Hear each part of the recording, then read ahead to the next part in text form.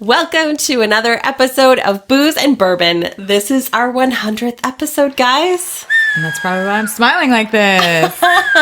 Can I get a high five? That's awesome. 100. 100. We're going to have to really celebrate, and that's why we've got all this lovely Too bad we didn't have hundreds being thrown at us. Oh. For our 100th anniversary.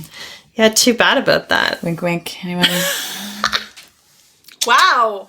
Were those coming directly from? Yeah. Okay, cool. Just making sure. I cannot believe that this is our 100th episode and we've made it this far. And guys, thank you so much for listening to us. I'm not really sure why you want to listen to us, but thank you for listening to us. Because we're kind of funny. Kind of. And we talk about cool things. Yeah, I suppose. We've had some really cool guests as well. Very cool guests. Yeah, some really insanely popular people. And I mean, I'm just so overwhelmed that they actually wanted to be on our show. Yeah. And they're all very entertaining as well. In their own way as well. You know? Definitely. So guys, 100 episodes doesn't mean we're stopping here. We're just going to continue to bring you guys more content, thankfully.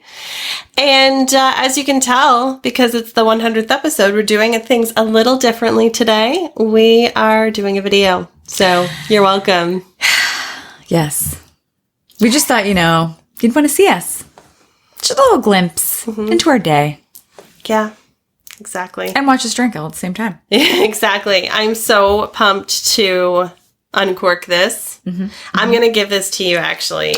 There, you can do the pour on this. This is Jefferson's Ocean Voyage number 16. What's cool about this one is I know Voyage number 18 is the one that had come to Nova Scotia. Yes. Yeah, where Jefferson the shark was actually tagged and named. But this one does say that it comes up to the North Atlantic as well. So the barrels are put on a ship. And this one went through so many different climate changes. So up to 100-degree temperature with the environment, and then down to the balmy North Atlantic temperatures. So that's a range. I guess, yeah, because of the hot and cold and the expansion of the wood and the bourbon being soaked in there, it's supposed to be really flavorful. So I'll let you take care of this bad boy. We really liked the first one, so I'm sure this one's just as good. Yeah, and guys, thank you so much for recommending the bourbons. Ow! I was scared to drop it at the same time. Thank you for having that much care and concern into the bottle. Very exciting. What's it smell like? Deliciousness. Do you smell any of the brininess in the ocean? Not quite, but I almost got a little salty Ooh, scent you did in there. Get some saltiness. Okay, cool. Sea salt caramel. Shall I pour? Yes, please do. Please do. This little tag in there. So yeah, there was a lot of different options that people were throwing our way for what we should be sampling today. And this made the cut. So it was Jefferson's Ocean 16, William Lerue Weller, as well as Pappy Van Winkle, 15-year-olds. Ship's log. The ship's log. Oh, it smells amazing. Definitely. See, now I don't get the same caramel. It was not the same scent as when I first. It's definitely corn forward. Do you know what the weird thing is? I feel like when we had the other Jeffersons, I said I smelled like my grandfather's scent. Yeah. I'm getting it again. Are you really? Yeah. That's amazing. Your grandfather's spirit lives on in these bottles. The ocean.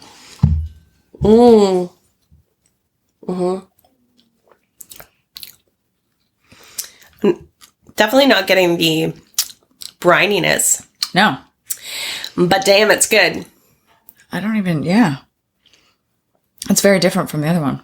It's very smooth. It's a little spicy, a little heat. A little spice. Sits right here.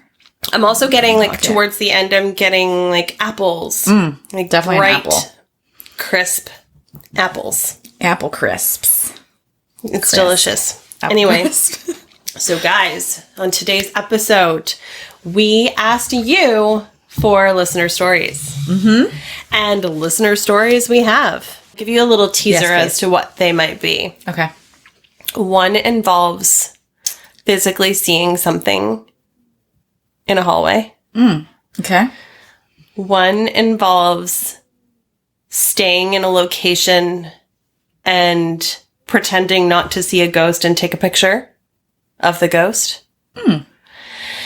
Okay. And the other one involves a Ouija board. Ugh. Great. I know. Great. Okay, Sounds so as great. I sip this, I think it's time for our favorite game. And now that you can see me, and I'm just going to apologize because mine's going to be offside as usual. So, Okay, so do you want to play Would You Rather? yes. Cue the music. All right. So, Jen, if I think back to all of our episodes, there was one recurring thing that people would send me messages about. And that thing is Final Destination. Your favorite. Yeah.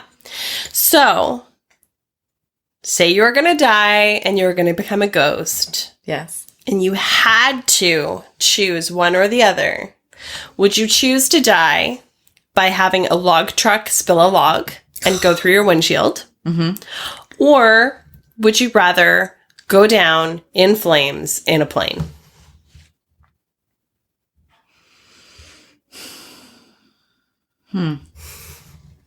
That's a toughie. I know, they're both gross ways to die. But see, there's a time difference there because the log through the window is probably going to be very instant. Yeah. The burning plane, unless it blows up, if it just catches on fire, you have like a significant amount of time there before you actually blow up or crash. True. So I'd rather just get it over with. Okay. I do like a good log, so You're disgusting. You're twisted. There's something wrong with a you. log through the head. Ugh, that's it. Nasty. Okay, I'll think of you every single time I see a log truck. This is going to be sexual. Oh, God. Great. Option A. Option A. Oh, I need to drink for this. This is a threesome. Definitely. So, would you rather have one with Jason Voorhees, with the bent neck lady, Oh my so God. that's your group there, or with Freddy Krueger and that witchy nun thing from the movie The Nun? She's a nun, but she's also Are a you witch. kidding me right now? That's your selection. I thought we were friends. The bent neck lady doesn't really say anything, I don't think. So she's just kind of like, Okay. hangs out like this. Okay, well, I guess I'm going to have to go with her and Jason. Jason doesn't talk either, so it'd actually be really awkward because neither one's really talking. Whereas the other two both speak quite a lot, so. Yeah, that's the only reason why it's awkward. Yeah, cool. Great. Okay, guys, so just after the break, we're going to get into today's main storytelling. See you soon.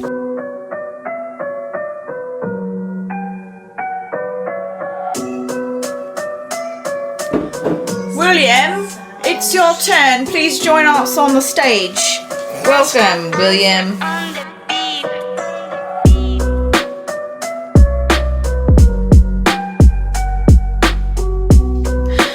It looks like over the break you possibly drank the rest of your Jeffersons. I have to catch up. I did. Mm-hmm.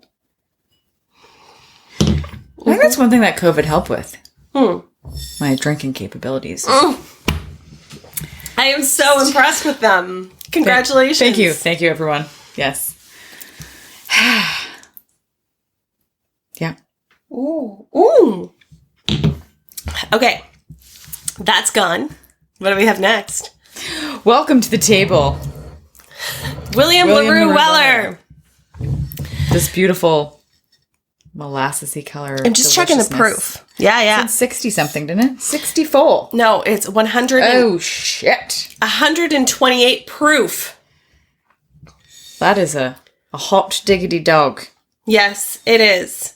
So, the really cool thing about William Lerue Weller is It's part of the BTAC collection, which is the Buffalo Trace Antique Collection. And it's basically made from unicorn tears. It's very, very rare. Not quite as rare as the next bottle we're going to have. But I'm just going to look at my notes here just to make sure I'm not missing anything. So this one specifically is the 2019 release. It was distilled in 2007 and it was aged for 12 and a half years. Mm-hmm. So that's cool. It's a wheated bourbon. And I highly recommend you open that bad boy up. I feel like I'm going to like it. Did you read anything on the back that was just interesting? That using the wheat obviously instead of the rye. Mm-hmm. That was about it that caught my eye, since I do like a little bit of both. Oh. It's okay, Jen. There's another opportunity you're going to have. It wasn't meant for me today. Just a little. Yeah, just a little. Right there. That's great. Thank you. Just a little dribble. Oh.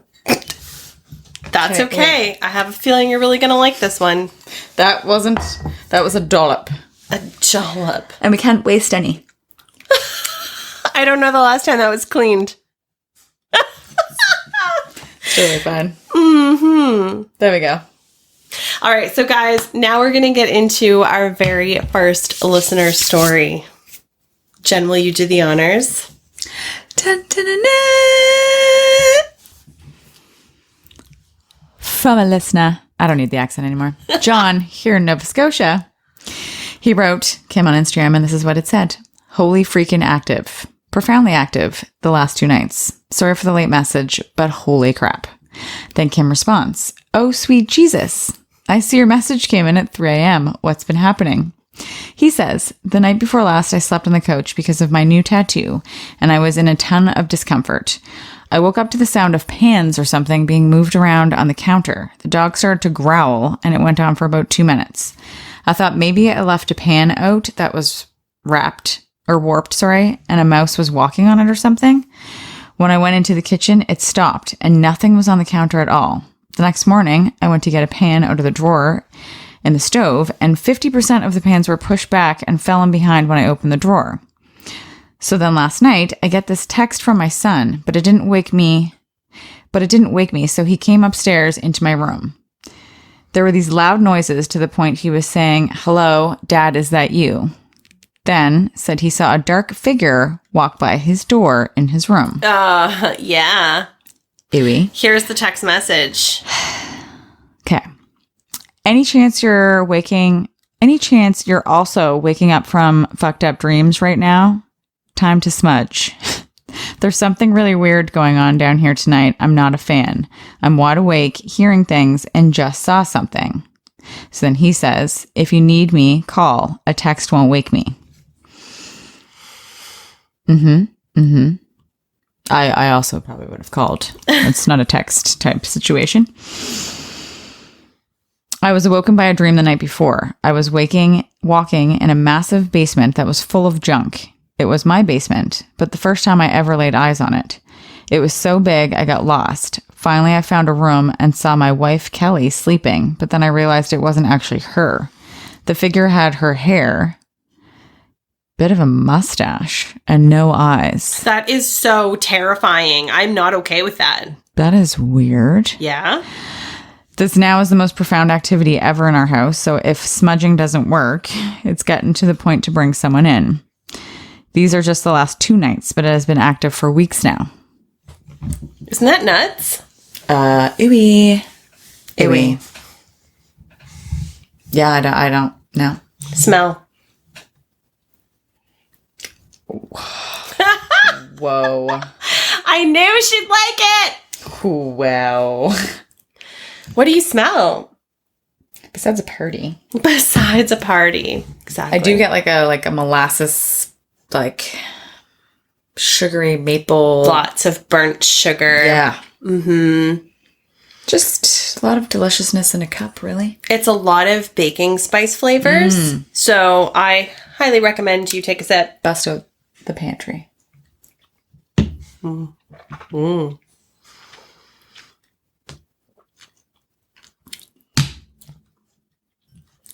Right in there. It totally wakens up your mouth, doesn't it? That is a party. I know.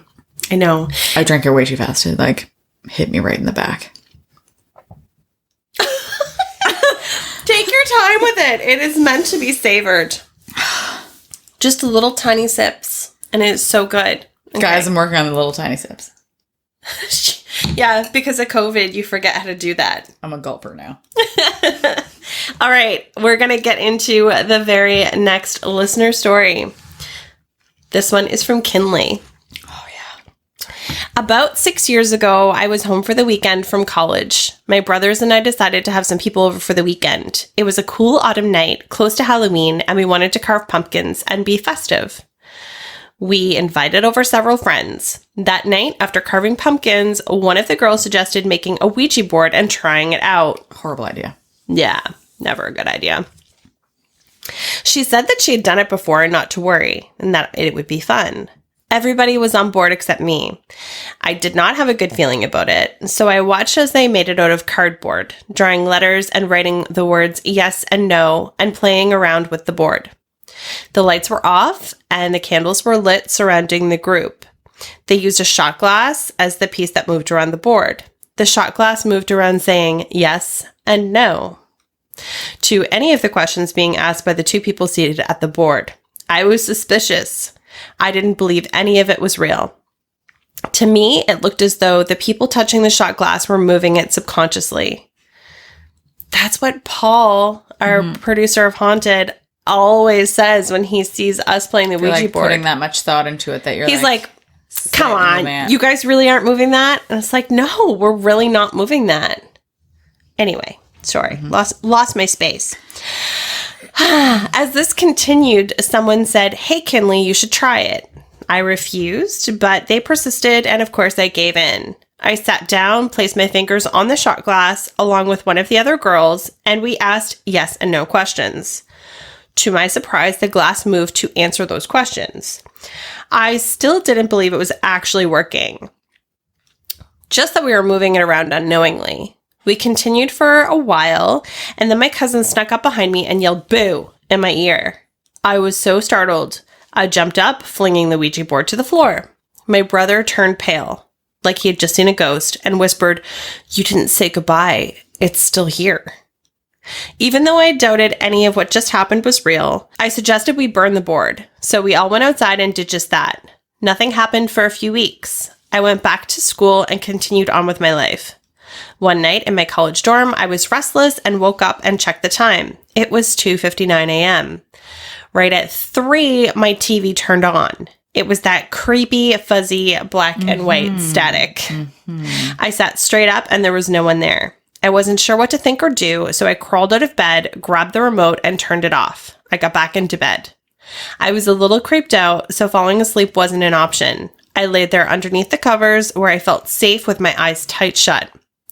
A few moments later, the TV turned on again. At that point, I began to sweat and my heart was beating out of my chest. I flung the covers off, crawled out of bed again, this time a little more quickly, and unplugged the TV.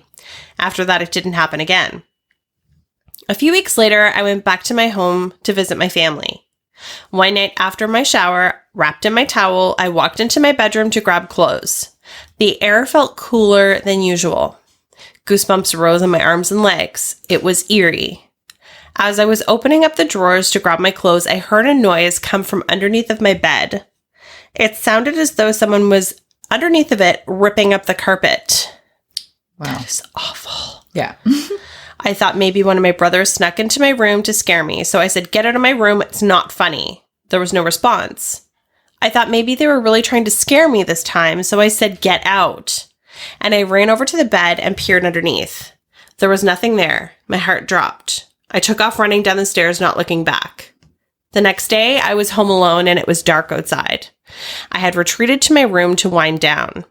I had been studying all day trying not to think about what happened the day before. All of a sudden, I heard a loud bang come from the living room. I thought maybe someone had come home, so I crept out of my room to check. There, in the middle of the living room floor, was the globe that sat atop our bookshelf. It had been there for years. No one ever moved it. Since then, I haven't had anything strange happen to me. This year, however, my brother came to me saying he's been seeing a dark figure in his room at night, and it stands in the corner staring at him. Oh, wow. It's the first time you brought that up? I wonder if it's the spirit we never said goodbye to years ago. So Jen, now's a really good time for you to talk about what's going on at your house. The story. I know. I'm going to apologize to my deceased grandmother. She told me a long, long time ago to not play with Ouija boards, which I did not listen to, and I like to play with them by myself, which is fucked up. So anyway, that was totally fine. However, with our recent, were we gifted it? We were gifted it. Yeah, we were. Yeah. So we were gifted a board of sorts. Yeah. That I then brought into my home to store for us. Yeah.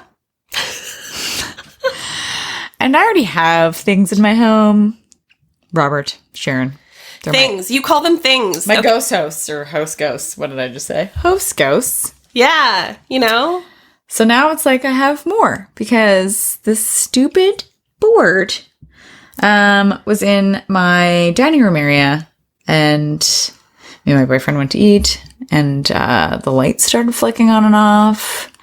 And he, of course, jumped right up and said it was because of the board. 'Cause he was like, I told you, get that out of this house. Yeah, the dog has started his growling thing again, occasionally looking at nothing but growling. He has run downstairs 3 times in the last week, like aggressively run downstairs like somebody's in the basement. And then I can hear him like almost pause and slowly stop growling and then slowly come back upstairs. So needless to say, I took the board to the shed, which is where it's living now. Yeah. And it has been nice and peaceful with Robert and Sharon, my host ghosts. I'm sure they're happy to have their space back as well. I am so glad that you put it in the shed, because let's not forget, when you and I were talking about this specific topic... Did you want me to tell you the worst part? Just hold on. Okay. You thought it might be a good idea, since you're doing renovations in your basement, to just pour it in with the concrete in the foundation to never see it again. And I'm like... Yeah, that was a bad call. What? What? Definitely not a good idea. Changed my mind on that one. It's not buried in the house. Yeah. So I don't know if the other situation with the dream and the shadow, which we talked about on the last episode. Yes. That's what pushed me over the edge, was the shadow thing in your dream that then I woke up to, was like alerted to my door opening. Yeah, that's gross. Which is disgusting. So bored, you're outside in the cold. So, Kinley, thank you for sending that. It really... I feel you. I feel your pain. Yeah, it really got to me, and clearly it really got to you too. Okay, let's finish this, because you know what? This is it. Goodbye, little friend. We got some Pappy. We got some Pappy. Ooh, this is like 2 back-to-back partiers? Yeah, so this one was made out of unicorn tears, and the Pappy Van Winkle 15 is actually made from pure unicorn juice. Did you just make that ting on purpose? I like it. Unicorn juice. Unicorn tears going into unicorn juice. Yeah, absolutely. Okay. I'm just going to take this one away. Okay. And replace it with... Da-da-da-da! It's Pappy! It's Pappy! It's Pappy! It's Pappy! Pappy! Pappy! Dun, dun, dun, dun, Since dun, dun, dun, dun, dun. your last cork pop wasn't amazing, try to make this one incredible, okay? I know you got it in you. You can do it. You can do it. Put your twist into it. Just made that up. Oh, it's very exciting. That is Mr. Pappy. So again, looking at my notes here, Pappy Van Winkle. I do want to let you know that my husband, Ryan, has been looking for this for like 15 to 20 years. And this is also the 15-year? Yes. 15-year-old Pappy. And we actually got this at a lottery at the Nova Scotia liquor store. So that's cool. And I'm excited about it. It's 107 proof. Yeah, so it's 107 proof. And that's why they say that the Weller Antique 107 is the poor man's Pappy. Same kind of... Same distiller. Same kind of mash bill. It's not exactly the same, but it's pretty darn close. Yeah. Okay. All right, Pappy, what you got for us here? Oh, Jen! That was better. Had a little juice on the end. That was really good. Unicorn juice. Yeah. Straight up. I'm like scared to like... You should be. Ryan, please don't be watching this poll. Like that? Is that good? Yeah, that's good. I want more, but I'll refrain. I'm gonna go easy on the poll here. I'm gonna have a little bit more. Okay. Yeah. That was COVID friendly. Can't waste any. You know what? I'm just gonna Do you want more? No. I'm just gonna put just this in case. just in case. Just so I don't hit it by it's rare. accident. You won't hit it, but just in case. I mean, you just never know. Okay. Yeah, give it a little. Oh, yeah. Okay. Oh, it smells just like candy to me. Like butterscotch toffee. I got like a little inner excitement there. Nice. The candy excitement.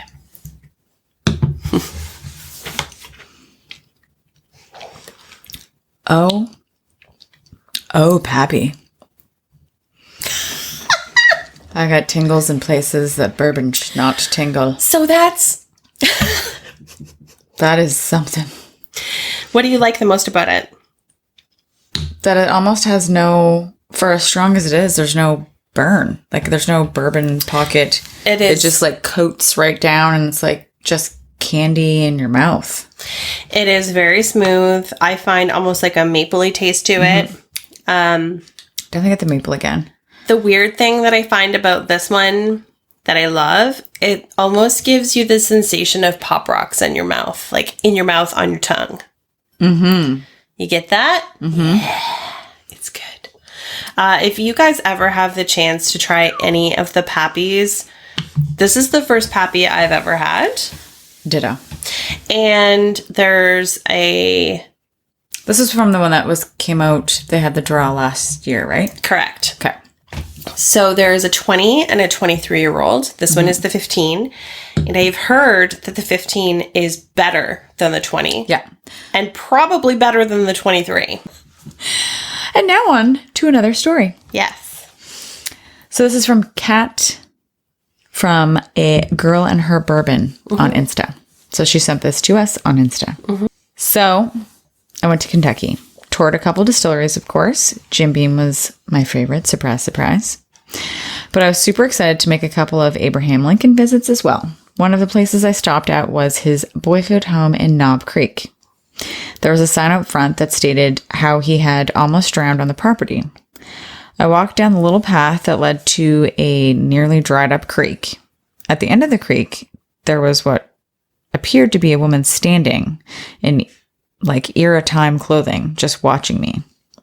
I acted as though I didn't see her, took pictures like a normal tourist would, and headed back up the path. Quicker than I would have normally, but I didn't want to tip her off. Haha. I will include the pictures as well. Yes. So we will also include the pictures on the screen for everyone to see. So she was just hanging out down there. Yeah. And I talked back and forth with Kat a little bit, and it just seemed that since she didn't acknowledge that she saw the ghost or acted scared, she got to take photos, and the clarity was incredible. And it was like this woman didn't really want to be seen. Like, she was being a bit shy, but the fact that Kat didn't react, she just kind of stood there and was like, she can't see me. It's cool. Yeah, that's true. Yeah.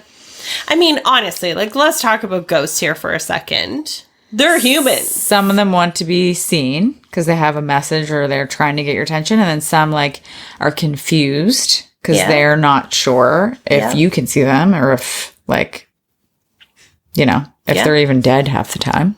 Yeah. They might be confused on that. And then, there's ones that probably don't want to be seen or are shy, and who knows? Yeah. We wouldn't be those ghosts. We'd be like, super hey! Like posing for selfies. Like, do you want to take a selfie? Are you sure? Do you want to try? I don't know if I'll show up, but like, let's try it. Am I see-through? Oh, okay. Well. God, my hair looks so dead. Oh, skin is terrible. Time for a little rejuvenation. Yes. Mm-hmm. Bourbon might help with that, though. Let's just keep drinking whiskey and see what happens. It's probably fine because you're see-through and you drink bourbon, you probably see it like go right down through the tube and, into your belly. Into the bourbon pocket. And then it just falls out of your bumhole.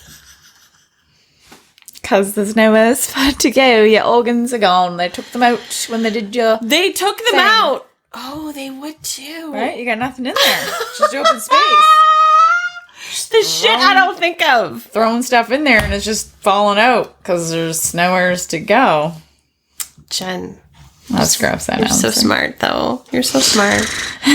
So, guys, that wraps up today's episode. But before we go, we really wanted to thank you once again for listening. I don't know why you do, but thank you. Cool. And also, if you want to listen to our podcast more, you can obviously subscribe to us pretty much wherever you can find podcasts. Also, we're on YouTube. Mm-hmm. You can subscribe to our channel there as well. And we're part of the ABV network. So if all else fails, you can go to the ABV network's homepage and you can find the show Booze and Bourbon. Yes. Yeah. And we also have a very special announcement. Our girl Jen here, she's opening up her own gym. Can I get a gun show? Congratulations, Jen. Thanks. So it's super exciting. There may be an episode or so that we're going to bring in a different co-host, but just for the time being where I'm opening. Yeah, for sure. So let's just all say we're going to miss you. Thanks. Maybe like on one show. Hopefully it's just one, but and then we're just going to get back into our regular old routine. Yeah. Regular routine. Gig. And what else do we have to talk about? Well, they can find us on Haunted. I can't watch it, but if you have Eastlink, Channel 10 and 610, or Redbubble store.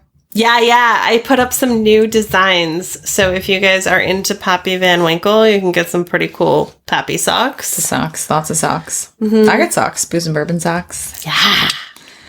The Ouija board pillow. And the stickers that you see here, you can get all of those on Redbubble as well. Great for Christmas gifts. Absolutely.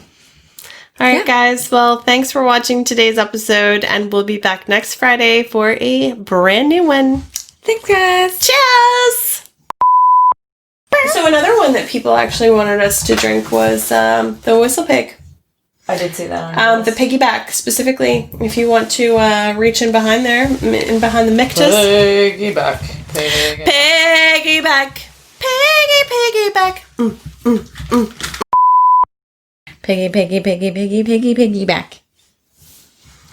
This is when you know you're like a couple shots deep when you start singing random songs about the old Whistlepig. Can you get it? Get it! Oh, shit. No sound. Just pure talent. Talent. Yes. Okay. So have you had this one before? No, I don't think you have. I don't think I did. Yeah, so this is 100% rye. Yes, the rye. It's 96 proof. Apple of my eye, the rye. It's aged 6 years. Ugh.